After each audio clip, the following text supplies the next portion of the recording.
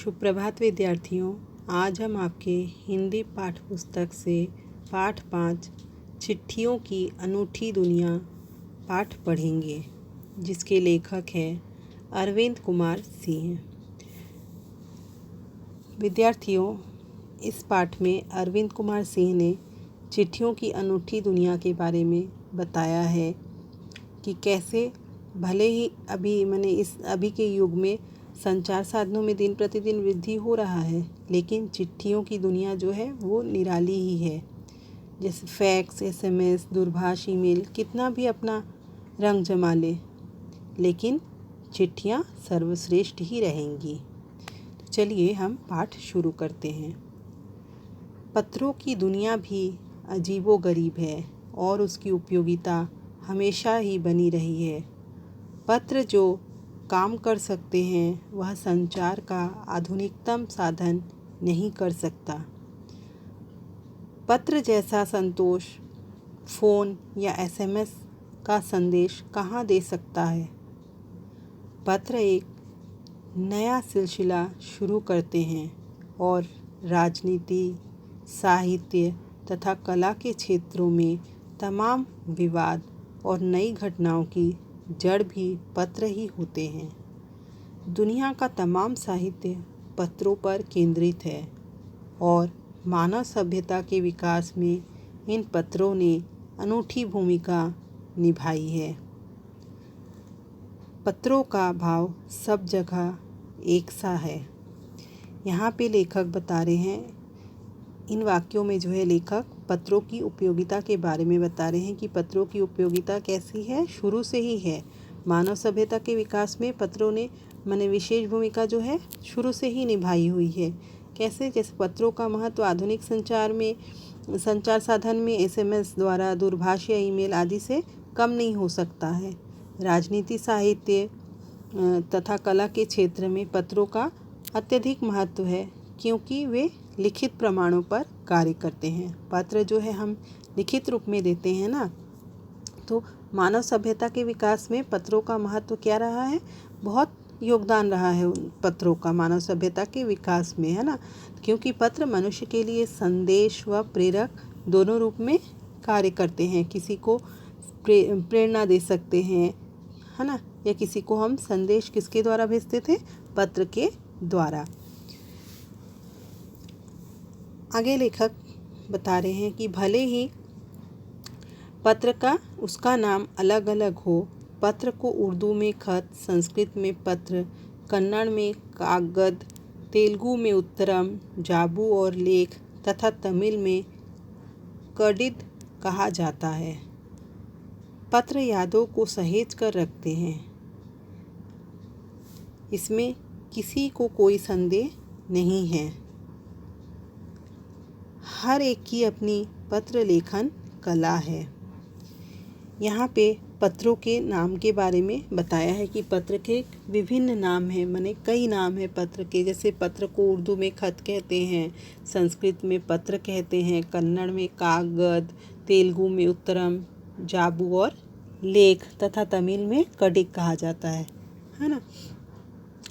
तो फिर क्या बताया है लेखक ने कि हर एक की अपनी पत्र लेखन कला है और हर एक के पत्रों का अपना दायरा।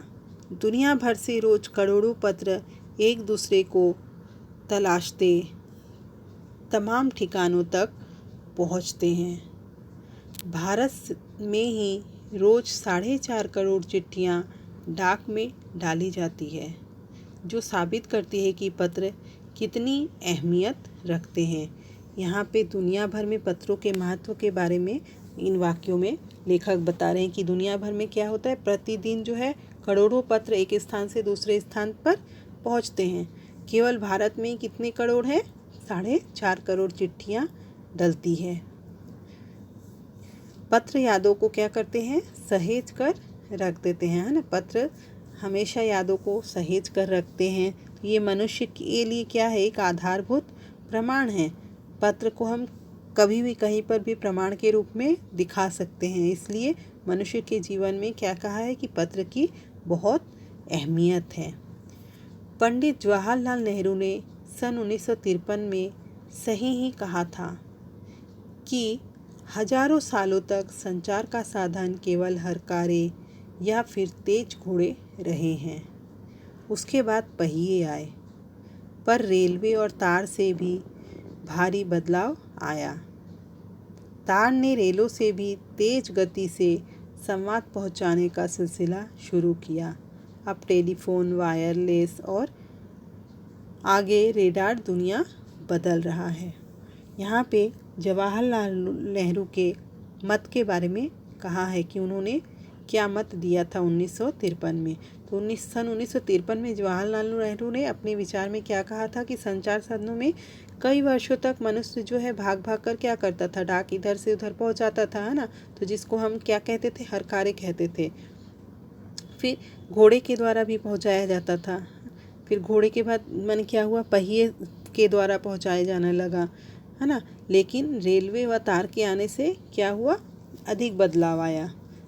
उससे क्या हो गया, रेलवे और तार के कारण जल्दी से जो है संदेश एक जगह से दूसरी जगह पहुंच जाता था। लेकिन धीरे धीरे क्या हुआ, टेलीफोन, वायरलेस और रेडार आने के बाद क्या हुआ, और भी दुनिया बदल गई। दुनिया में और भी बदलाव आया। पिछली शताब्दी में पत्र लेखन ने एक कला का रूप ले लिया। डाक व्यवस्था के सुधार के साथ पत्रों को सही दिशा देने के लिए विशेष प्रयास किए गए। पत्र संस्कृति विकसित करने के लिए स्कूली पाठ्यक्रमों में पत्र लेखन का विषय भी शामिल किया गया। भारत ही नहीं, दुनिया के कई देशों में ये प्रयास चले और विश्व डाक संघ ने अपनी ओर से भी काफ़ी प्रयास किए।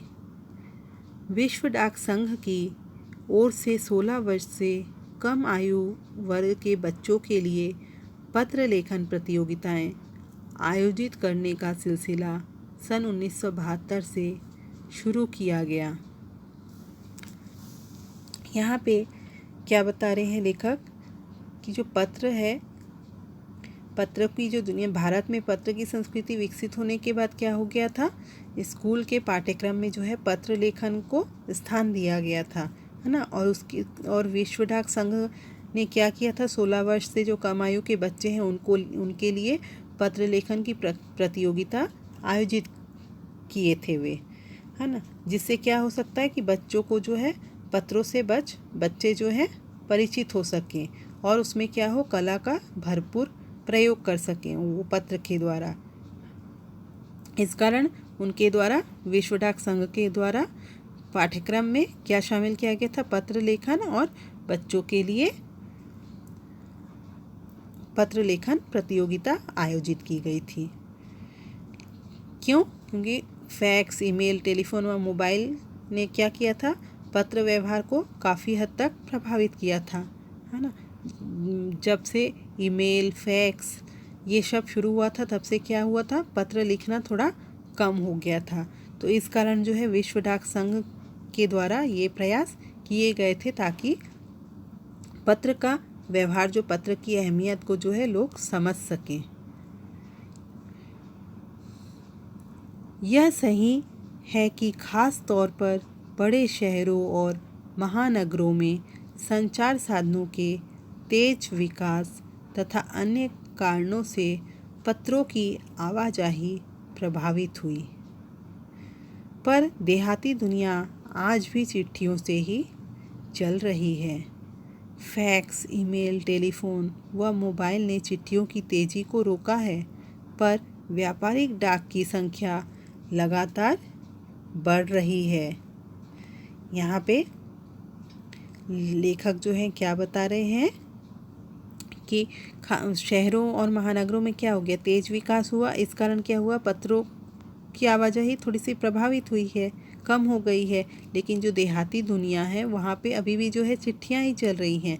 भले ही क्या हुआ, फैक्स, ईमेल, टेलीफोन तथा मोबाइल के चलते चिट्ठियों की तेज़ी को रोका गया, मैंने चिट्ठियाँ कम हो गई है भेजना इधर से उधर, है ना। पर व्यापारिक डाक की संख्या जो है लगातार बढ़ रही है, माने व्यापारिक डाक, व्यापार से संबंधित जो डाक है वो लगातार बढ़ ही रहे हैं। इसके आगे का भाग हम अगली कक्षा में पढ़ेंगे।